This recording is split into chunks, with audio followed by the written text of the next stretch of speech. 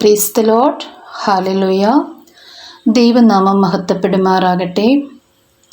God is almighty എന്ന ചാനലിലേക്ക് എല്ലാവർക്കും സ്വാഗതം. വചനം കേൾക്കുവാനായിട്ട് കാതോർക്കുന്ന, വചനത്തിന് വില കൊടുക്കുന്ന എല്ലാവർക്കും വേണ്ടി നമ്മുടെ പിതാവായ ദൈവത്തോട് പ്രാർത്ഥിക്കുകയും യാചിക്കുകയും ചെയ്യുന്നു. ദൈവം നിങ്ങളെ എല്ലാവിധ നന്മകളാലും സകലവിധ നന്മകളാലും നിങ്ങളെ അനുഗ്രഹിക്കട്ടെ എന്ന് പ്രാർത്ഥിക്കുന്നു. ഇന്ന് ഞാൻ നിങ്ങളുമായി പങ്കുവയ്ക്കുവാൻ ആഗ്രഹിക്കുന്ന ദൈവവചനം 1 തിമോത്തിയോസ് 2-ാം അധ്യായം 1-2 വാക്യങ്ങൾ. പൗലോസ്ലീഹ തിമോത്തിയോസിനും തീത്തോസിനും എഴുതിയ ലേഖനങ്ങളാണ്. അതിൽ 1 തിമോത്തിയോസ് 2-ാം അധ്യായം 1-2 വാക്യങ്ങൾ. അതിൻ്റെ തലക്കെട്ട് പ്രാർത്ഥനയെക്കുറിച്ച് നിർദ്ദേശം എന്നാണ്. ഞാൻ ഈ വചനഭാഗം ഇന്ന് ശ്രദ്ധിക്കുവാനിടയായത് നമ്മുടെ ഏറ്റവും ബഹുമാന്യനായ ഫാദർ ഡാനിയൽ പൂവണ്ണത്തിലച്ചൻ്റെ വെളിപാട് പഠന പരമ്പരയിൽ എൻ്റെ പാർട്ട് 2, ആ പാർട്ട് 2 പിതാവായ ദൈവത്തെ ആരാധിക്കേണ്ടത് എങ്ങനെ, അത് ബൈബിളിൽ നിന്നുള്ള വചനങ്ങൾ അനുസരിച്ച് 4 വചനഭാഗങ്ങൾ അച്ഛൻ അവിടെ പറയുകയുണ്ടായി. അതിൽ 4-ാമത് പറഞ്ഞ വചനഭാഗമാണ് 1 തിമോത്തിയോസ് 2:1-2 വാക്യങ്ങൾ. അത് വായിച്ചപ്പോൾ അത് എൻ്റെ ഹൃദയത്തെ ഏറെ സ്വാധീനിച്ചു. അപ്പോൾ അത് നിങ്ങളുമായി പങ്കുവയ്ക്കുവാനായിട്ടൊരാഗ്രഹം എൻ്റെ ഉള്ളിലുണ്ടായി. നാം എപ്പോഴും പ്രാർത്ഥിക്കുന്നവരാണ്. നമുക്കെപ്പോഴും പ്രാർത്ഥിക്കാനായിട്ട് നമുക്ക് നമ്മുടേതായ ഒത്തിരി കാര്യങ്ങളുണ്ട്.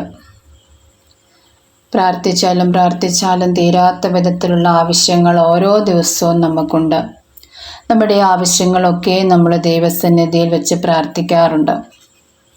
എന്നാൽ കുറച്ച് പേര് മാത്രം മറ്റുള്ളവർക്ക് വേണ്ടിയിട്ടും ലോകത്തിന് വേണ്ടിയിട്ടും മാധ്യസ്ഥം വഹിക്കുന്നവരുണ്ടാകാം.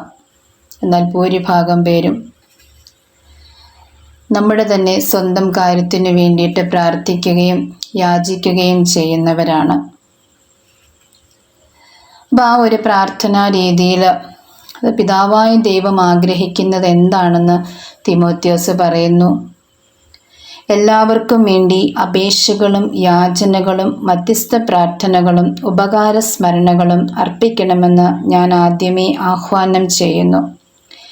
എല്ലാ ഭക്തിയിലും വിശുദ്ധിയിലും ശാന്തവും സമാധാനപൂർണവുമായ ജീവിതം നയിക്കാൻ നമുക്കിടയാകത്തക്ക വിധം രാജാക്കന്മാർക്കും ഉന്നത സ്ഥാനീയർക്കു വേണ്ടിയും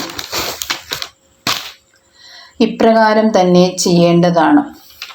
അപ്പോൾ മധ്യസ്ഥ പ്രാർത്ഥനയുടെ പ്രാധാന്യത്തെക്കുറിച്ച് മറ്റുള്ളവർക്ക് വേണ്ടിയിട്ട്, എല്ലാവർക്കും വേണ്ടിയിട്ട്, ലോകം മുഴുവനും വേണ്ടിയിട്ട് നാം ഓരോരുത്തരും പ്രാർത്ഥിക്കേണ്ടതിൻ്റെ ആവശ്യകതയാണ് ഈ വചനഭാഗം നമ്മെ പഠിപ്പിക്കുന്നത്.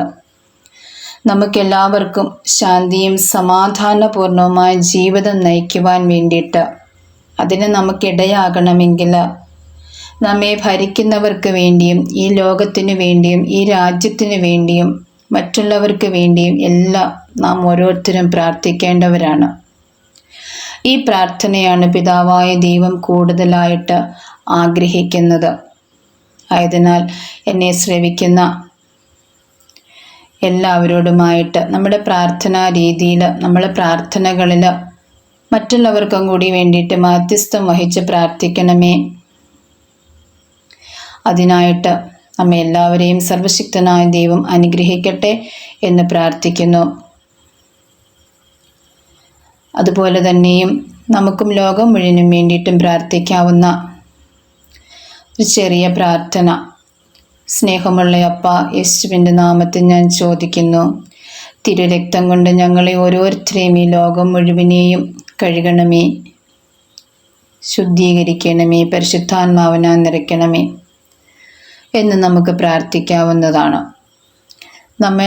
നമുക്ക് വേണ്ടിയിട്ട് പ്രാർത്ഥിക്കുന്നതോടൊപ്പം മറ്റുള്ളവർക്ക് വേണ്ടിയിട്ടും ഈ ലോകം മുഴുവനും വേണ്ടിയിട്ടും പ്രാർത്ഥിച്ചു കഴിയുമ്പോൾ നമ്മുടെ പ്രാർത്ഥനകൾക്ക് എത്രയും വേഗത്തിൽ പിതാവായ ദൈവം ഉത്തരം നൽകും. അത് നമുക്ക് ബൈബിളിൽ നിന്ന് കിട്ടുന്ന വാഗ്ദാനമാണ്. ആയതിനാൽ ഈ വചനം ശ്രവിക്കുന്നവർ ഇന്നു മുതൽ ദൈവകൃപയിൽ ആശ്രയിച്ചിട്ട് മറ്റുള്ളവർക്ക് വേണ്ടിയും ഈ ലോകം മുഴുവന് വേണ്ടിയും പ്രാർത്ഥിക്കുവാനായിട്ട്, ആഗ്രഹിച്ച് പ്രാർത്ഥിക്കുവാനായിട്ട് ഒരുങ്ങണമേ എന്ന് നിങ്ങളോട് സ്നേഹത്തോടെ യാചിക്കുന്നു. വചനം കേട്ട എല്ലാവരെയും ദൈവം അനുഗ്രഹിക്കട്ടെ. ദൈവനാമം മാത്രം മഹത്വപ്പെടുമാറാകട്ടെ.